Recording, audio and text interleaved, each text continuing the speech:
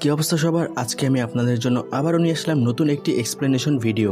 আজকে আমি এক্সপ্লেন করব নিউ সাগা অ্যানিমের এপিসোড 5। তো গাইস, আপনারা যদি এরকম রোমাঞ্চকর অ্যানিমের এক্সপ্লেনেশন দেখতে পছন্দ করেন তাহলে এই চ্যানেলটিকে অবশ্যই সাবস্ক্রাইব করবেন এরকম আরো ইন্টারেস্টিং ভিডিও পেতে। এপিসোডের শুরুতেই আমরা দেখতে পাই রাজকুমারী মিলেনা এবং কাইলরা সবাই একসাথে ঘোড়ার গাড়িতে করে একটা সুরক্ষিত জায়গার উদ্দেশ্যে যাচ্ছে। রাজকুমারী মিলেনা বলে, আপনাদেরকে আবারও একবার অনেক ধন্যবাদ আমাকে সহযোগিতা করার জন্য। তখন কাইল বলে, তার মানে সেকেন্ড ব্যাটালিয়নের ক্যাপ্টেন জেনদোস এই সম্পূর্ণ হামলার ষড়যন্ত্র করেছে। তখন রাজকুমারী বলে, এরকমটা করার জন্য আমার ভাই তাকে আদেশ দিয়েছে। থ্যারন বলে, সে এমনটা কেন করবে? উর্জা বলে, তার মানে এটা একটা পারিবারিক লড়াই।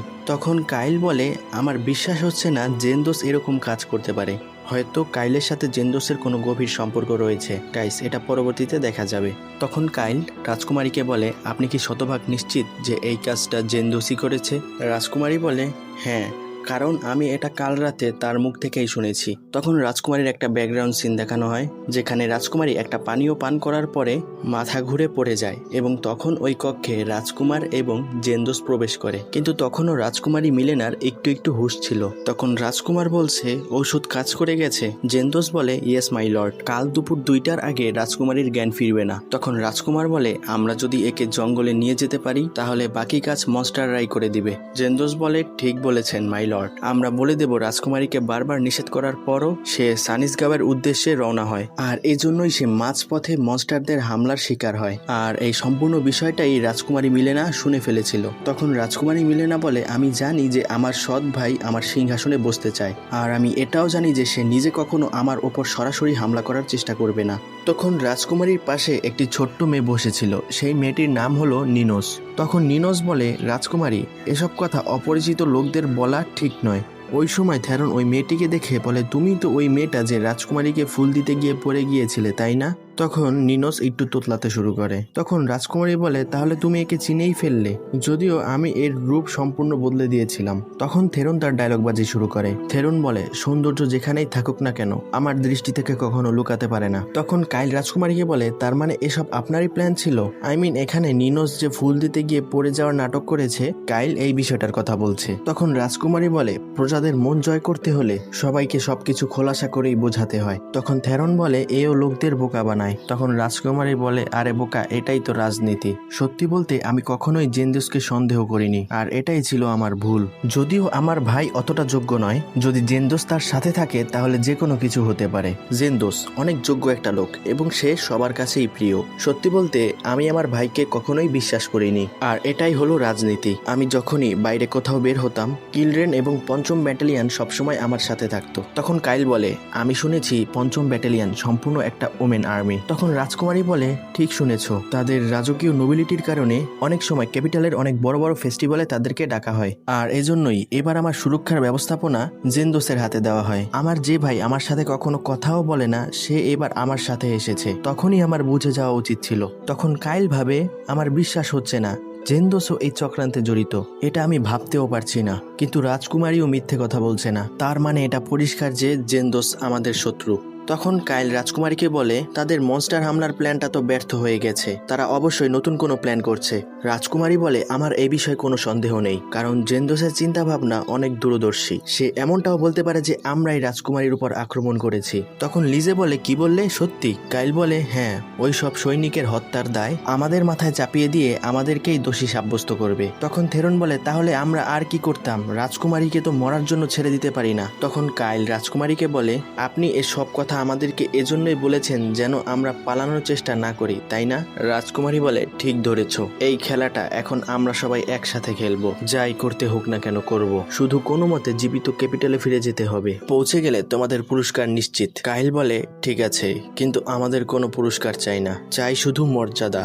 রাজকুমারী বলে, এরকম জিনিস তো আজ পর্যন্ত কেউ চায়নি। এরপর রাজকুমারী একটি নকশা দেখায়। নকশার নীল রঙের অবজেক্টটি হলো রাজকুমারীদের অবস্থান এবং লাল রঙের অবজেক্টটি হলো 2য় ব্যাটালিয়ন ব্যাটালিয়ন আর্মির অবস্থান। তখন রাজকুমারী বলে, আপাতত আমাদের সবচেয়ে বড় আশা ভরসা এটাই যে আমরা আরেকটু সময় নিলে সাহায্য অবশ্যই আসবে। কিলড্রেনের 5ম ব্যাটালিয়ন কাল সকালের মধ্যেই আর্চেন এসে পড়বে।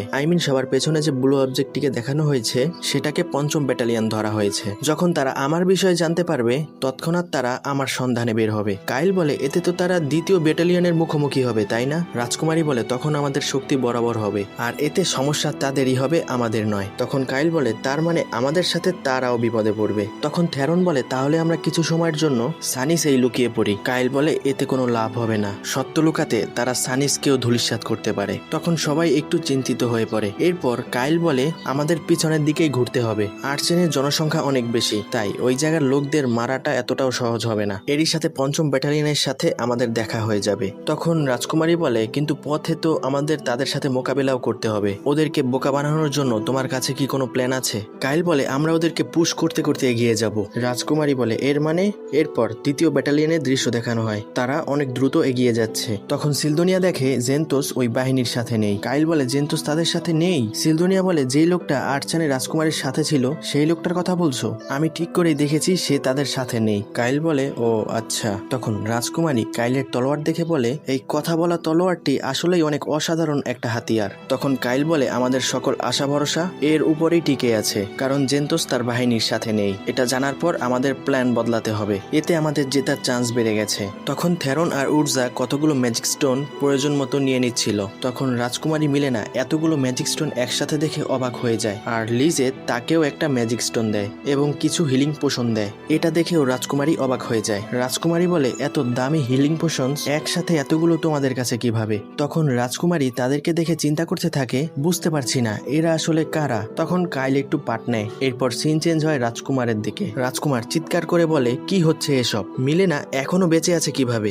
তখন জেনতোস নরম সুরে বলে, ঘাবড়ানোর কিছু নেই, আমাদের ভাইস ক্যাপ্টেন এখনো তাদের পিছু নিচ্ছে। তখন রাজকুমার বলে, কিন্তু তুমি এখানে কি করছো? উচিত ছিল তুমি নিজে গিয়ে ওকে দফা রফা করবে। তখন জেনতোস বলে, 5ম ব্যাটালিয়নের লেফটেন্যান্ট কিলড্রেন এখানে পৌঁছে যদি রাজকুমারীকে না দেখতে পায় তাহলে সর্বপ্রথম আপনাকে জবাবদিহি করতে হবে, আর আমি যদি এখান থেকে চলে যাই তাহলে সম্পূর্ণ বিষয়টা ওর সাথে আপনারই বোঝাপড়া করে নিতে হবে। তখন রাজকুমার বলে, আচ্ছা ঠিক আছে, তুমি যেহেতু এই প্ল্যানের সাথে জড়িত তাই কোনো ভুল ক্ষমা করা হবে না। মিলেনাকে খতম করতে যা করা লাগে করো। জেনতোস বলে, আমার উপর ভরসা রাখুন, আমি আপনাকে নিরাশ করব না।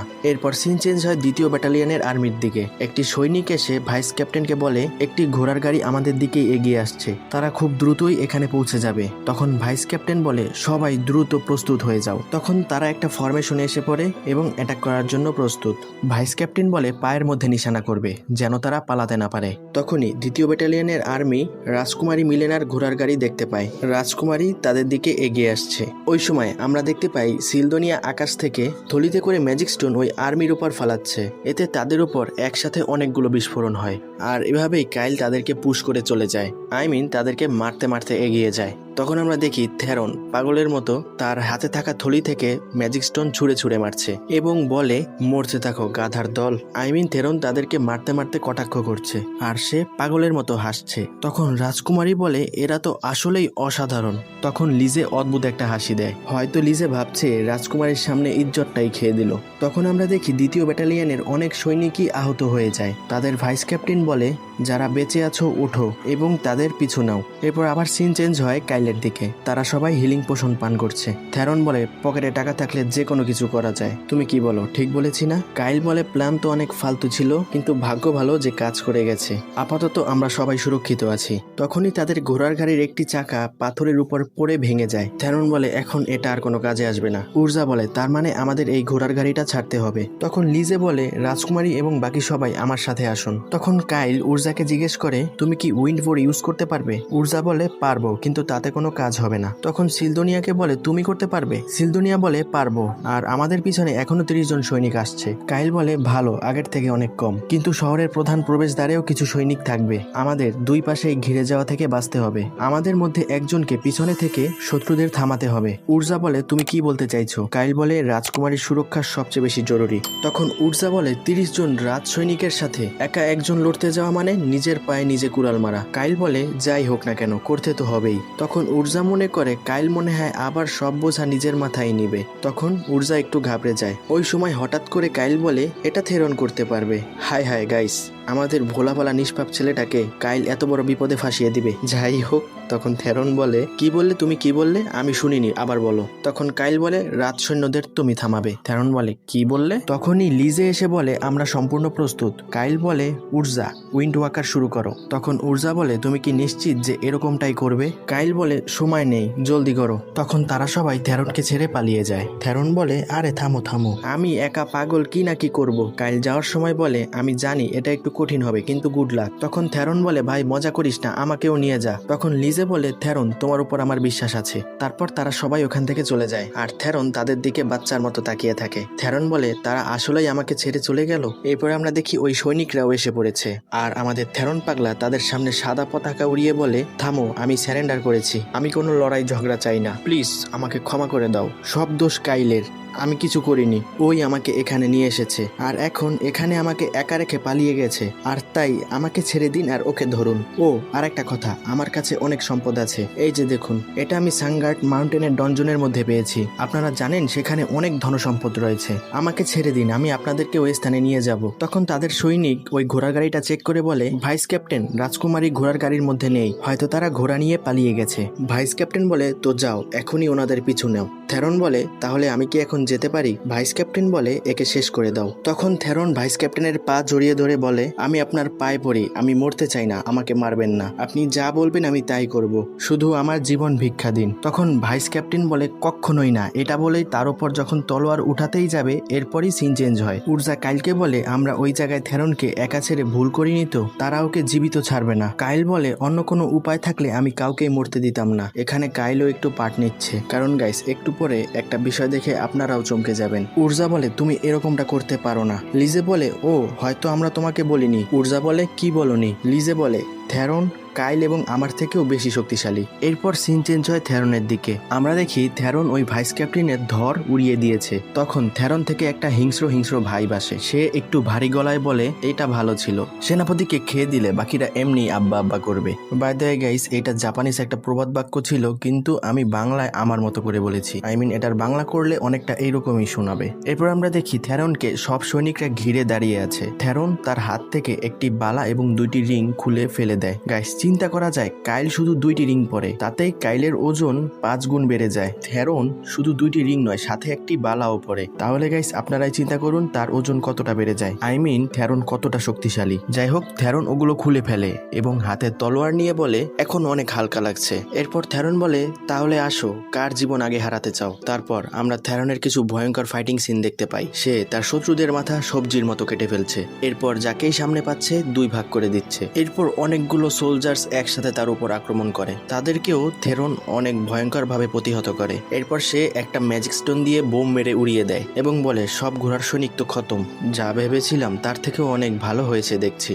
সে ওই ম্যাজিক স্টোনটির কথা বলছে। এরপর আবার সিন চেঞ্জ হয় কাইলের দিকে। কাইল বলছে, তুমি কখনো দেখোনি? থেরন সবসময় তার তলোয়ার নিয়ে গায়েব হয়ে যেত, কারণ সে একা প্র্যাকটিস করতে বেশি পছন্দ করে। যদিও ম্যাজিক ওর মাথায় ঢুকে না, আর ও একটু অদ্ভুত, কিন্তু সোয়ার্ডের স্কিলে আমি কখনোই ওর মোকাবিলা করতে পারবো না। লিজে বলে, ও নিজের ট্রেনিং এর বিষয় কখনোই এক বিন্দুও গড়িমসি করেনি, ও সবসময়ই অনেক ভারী আর্মার পরে ট্রেনিং করত। কাইল বলে, যুদ্ধের ময়দানে ও হিংস্র জন্তুর মতো হয়ে যায়, আমি ওর বিপক্ষে মোকাবেলা করার চিন্তা কখনো মাথায়ও আনতে পারি না। উর্জা বলে, কিন্তু ও দেখতে অনেক বলদ টাইপের, এরকম কেন? কাইল বলে, কারণ ও সবসময় দুর্বল সেজে থাকে, যেন ওর শত্রু ওকে দুর্বল মনে করে, কিন্তু যারাই ওর সাথে মোকাবেলা করেছে তাদের মধ্যে কেউই আজ পর্যন্ত জীবিত নেই। উর্জা বলে, তার মানে ও সবসময় শত্রুদের বোকা বানায়? কাইল বলে, বিষয়টা এরকম না, আসলে নাটক করাটা ওর একটা স্বভাব। থেরন আসলেই একটা বলদ, কিন্তু অনেক হিংস্র, তার পার্সোনালিটিটাই এরকম। যাই হোক, তখন লিজে বলে, সাজে বলদ কিন্তু কাজ বড়। উর্জা বলে, সত্যি, শুনে ভালো লাগলো। কাইল বলে, আমি চিন্তা করছি রাজ সৈনিকের সবাই বেঁচে আছে কিনা, আমার মনে হয় থেরন তাদের সাথে ফাইট করে অনেক মজা পাবে, কিন্তু সত্য কথা বলে রাজ সৈনিকদের সাথে আমাদের কোনো শত্রুতা নেই। তারপর আমরা দেখি থেরন ওই সৈনিকগুলোকে পাগলের মতো মারছে, যাকেই সামনে পাচ্ছে মেরে ভর্তা বানিয়ে দিচ্ছে। এরপর আমরা দেখি থেরন বলে, আর মাত্র 8 জন বেঁচে আছে, কিন্তু এই রাজ সৈনিকরা একটু বেশি সাহসী। তারপর থেরন তাদেরকে বলে, আরে থামো, আমি এখন বোর হচ্ছি। তখন সৈনিকরা বলে, কি বললে তুমি? থেরন বলে, আরে আমি তোমাদের মারতে আসিনি, থামাতে এসেছি। গাইস, এতগুলা সৈনিককে মারা যদি তার থামানো হয় তাহলে তার মারাটা কত ভয়ঙ্কর হবে। তোমাদের সব ঘোড়া পালিয়ে গেছে আর সব সৈনিকরাও মরে গেছে, তাই এখন তোমরা আর কিছুই করতে পারবে না। তোমরা এখন যেতে চাইলে যেতে পারো। আমার মাথা কোন সময় ঘুরে যায় আমি নিজেও বলতে পারি না। তারপর বেঁচে থাকা সোলজার্সরা তাদের আহত সৈনিকদের নিয়ে চলে যেতে নেয়। তখনই কাইল তাদের উপর ম্যাজিক বোমা ছুড়ে মারে এবং বাকি আহত সৈনিকদেরও নির্মমভাবে হত্যা করে। গাইস, এই থেরন তো দেখি সেই পাগলাটে। তখন থেরন বলে, আই এম ভেরি সরি, যদিও আমি তোমাদের যেতে বলেছিলাম, কিন্তু কিছু করার নেই, মানুষ অভ্যাসের দাস।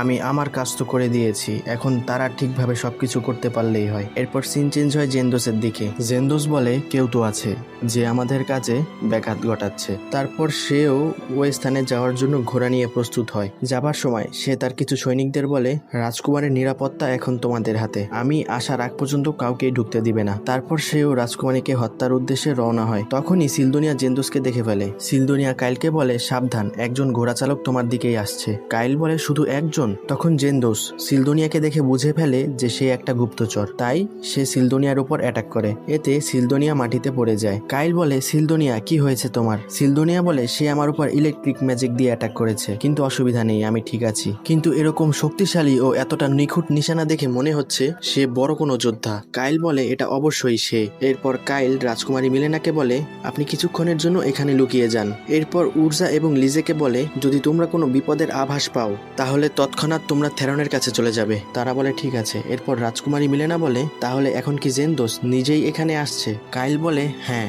মিলেনা বলে, সে জিরগেসের সবচেয়ে অসাধারণ একজন যোদ্ধা, তাকে তুমি একাই হারাতে পারবে? কাইল বলে, সত্যি বলতে আমি কখনোই তার সাথে লড়াই করতে চাইনি, কিন্তু এখন আর কোনো পথ নেই, আপনি এখন যান, আমি তাকে দেখে নিব। তখন রাজকুমারী কাইলকে দেখে বলে, আমি একটা বিষয় বুঝতে পারছি না, তোমার কথা শুনে মনে হচ্ছে তুমি তাকে অনেক ভালো করে চিনো। তখন কাইল একটু ঘাবড়ে যায়। রাজকুমারী বলে, আমার জীবন বাঁচানোটা আসলেই কি একটা কাকতালীয় ঘটনা নাকি অন্য কিছু? আচ্ছা ঠিক আছে, বাদ দাও, এসব কথা বলার জন্য এটা সঠিক সময় নয়, কিন্তু একটা কথা মনে রাখবে, এখন আমার জীবন তোমার হাতে। তারপর রাজকুমারী কাইলকে সম্মান দিয়ে বলে, তো এর জন্য গুড লাক লর্ড কাইল। তো গাইস, এখানে অবশ্যই অনেক অদ্ভুত একটা বিষয় ঘটেছে যেটা আমি নিজেও আন্দাজ করতে পারছি না, হয়তো পরবর্তীতে এই বিষয়টা খোলাসা করা হবে। কাইল বলে, যেভাবেই হোক আমি জিতবো, আমি আপনাকে কথা দিলাম। এরপর সিন চেঞ্জ হয়, কাইল এবং জেন্দোস মুখোমুখি অবস্থানে। গাইস, কেন জানি না মনে হচ্ছে এটা একটা ইমোশনাল দৃশ্য, কিন্তু আমি আপনাদের এটা কথার মাধ্যমে বোঝাতে পারছি না। যাই হোক, তখন কাইল জেন্দোসকে বলে, তুমি একা এখানে কেন এসেছো? তোমার সাথীরা কি পালিয়ে গেছে? জেন্দোস বলে, আমি নিষ্পাপ কারো জীবনকে বিপদে ফেলতে চাই না, আর এমনিতেও তোমার মতো কারো জন্য আমার অন্য কারো সাহায্যের প্রয়োজন হবে না। কাইল বলে, ঠিক আছে, দেখা যাক। এটা তোমার কাছে একটু অদ্ভুত লাগতে পারে, কিন্তু আমি তোমাকে কিছু বলতে চাই, সবচেয়ে ভালো হবে তুমি আত্মসমর্পণ করে দাও, আমি তোমাকে মারতে চাই না। জেন্দোস বলে, ও এই কথা। কাইল বলে, রাজকুমারীকে বলে আমি তোমাকে মাফও করাতে পারি। জেন্দোস বলে, কিসের রাজকুমারী আর কিসের মাফ? কাইল বলে, আমার একটা প্রশ্নের উত্তর দাও, তুমি তাকে হত্যার চেষ্টা কেন করেছো?